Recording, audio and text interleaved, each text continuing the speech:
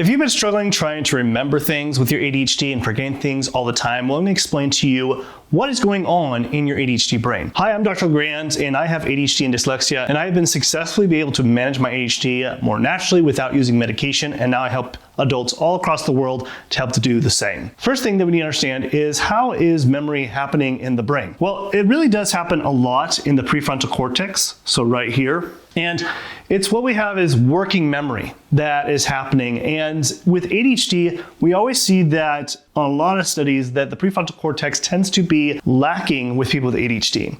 But there's definitely a lot more to it than just it being, a prefrontal cortex issue. And so the very first thing that we have to understand is, okay, what is the difference between working memory and long-term memory? Because a lot of people believe that long-term memory used to be an issue with ADHD, and in a way it is. But there's more of an issue with the working memory than per se long-term memory. And so what working memory is, it's basically our capacity to, take very limited information and use it actively in our mind so that we can use it for, complex cognitive tasks.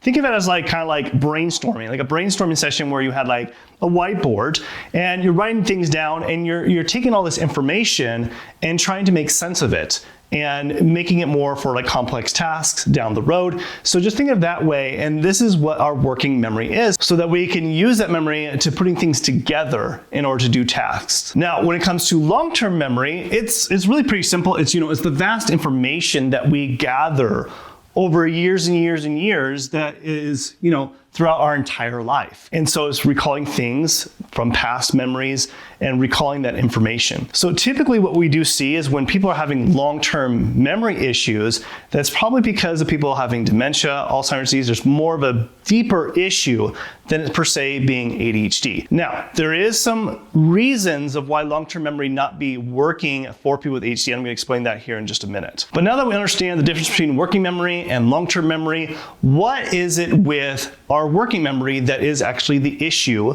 with ADHD? And that has to do with alpha waves. Alpha brain waves, we have several different brain waves that are going on, but alpha brain waves are the things that actually really keep us awake and more relaxed. And when we're in that more awake and relaxed state, we have the ability to be able to filter unnecessary information. We're always gathering lots of information. We hear noises, we see things, we study things, and if it's all happening at once, alpha waves helps us filter all the unnecessary information that is being gathered. The problem with ADHD, though, is they tend to not be doing so great when it comes to alpha brainwave activity.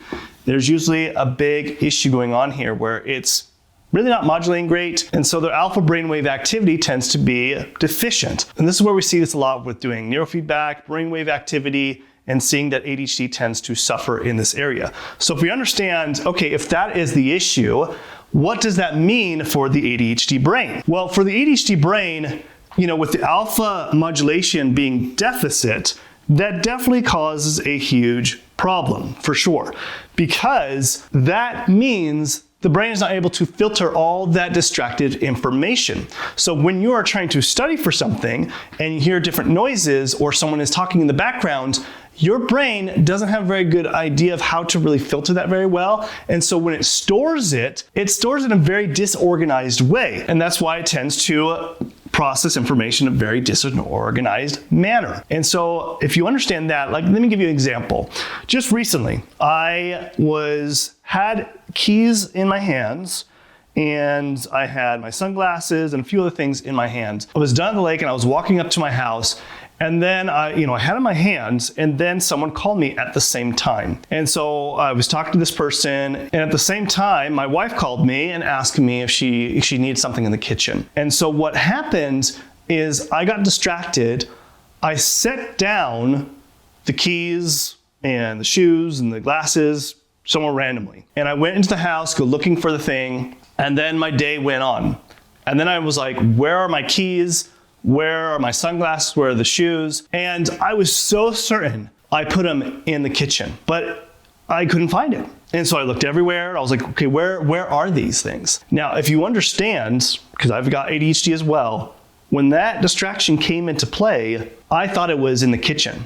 because my wife was needing something in the kitchen. So it disorganized my thought process of where those keys were. And where they were, finally, they were outside on top of my car. And so this is where it's a huge problem with us with ADHD, is that there's the distractions are really one of the biggest main culprits when it comes to our capacity to remembering things. And so whenever there is distractions, our memory is going to be disorganized. And so it's hard to pull out that information because our alpha brainwave activity is deficient. It's not going to be very easy to filter that information. And this also can impact our long-term memory. So if you think you have like long-term memory issues, it's probably because of how you organized it, and therefore it's hard to pull out that information because of our alpha brain wave activity. Now, if you're needing further guidance and help with your ADHD, then you should download my free ADHD guide in the description below that goes over all the different labs and nutrients that you should be implementing to help optimize your ADHD brain. So download that in the description below. Now, there is other main things that come into play than just alpha brain wave activity that can impact our capacity to remember things, especially with our ADHD brain. And one of the biggest things that I would say is it comes down to really different micronutrient deficiencies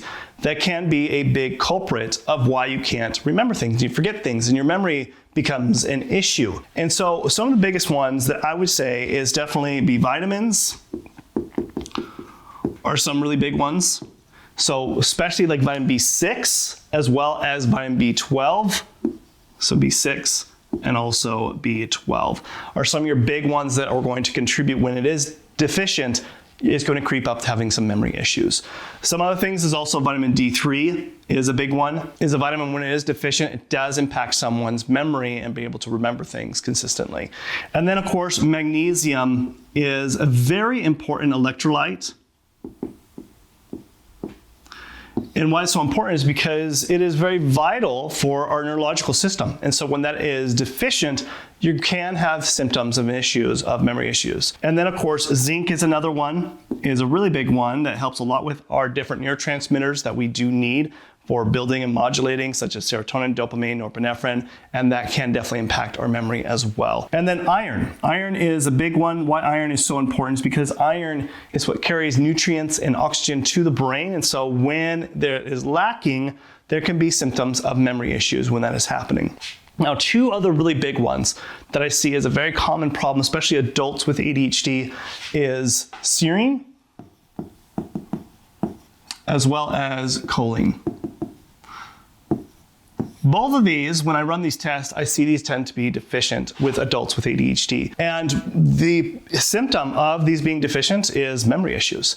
And so when we start to supplement these like phosphatidylserine and phosphatidylcholine, we do see symptoms improve when we find that there is a deficiency. Now, if you truly want to understand why you are forgetting things, why you're having focus issues with your ADHD and so many other things, then you should watch this video next where I talk about the 3-step system that I use with all my patients and clients with ADHD to understand and eliminate the ADHD symptoms. So watch this video next.